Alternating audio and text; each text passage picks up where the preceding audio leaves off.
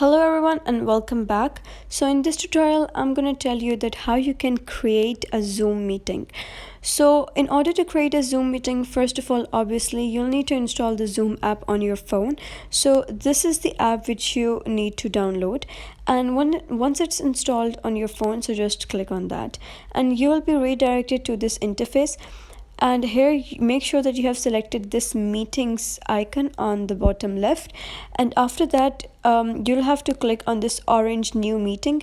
I don't know if the colors would be different for you or not, but yeah, it will be this written new meetings with a webcam option, and just click on that. Now over here you can just select it whether you want your video to be on as soon as you start the video, or you want it to be a personal meeting. You can just click on that and this will be your meeting number, and just after that click on start meeting.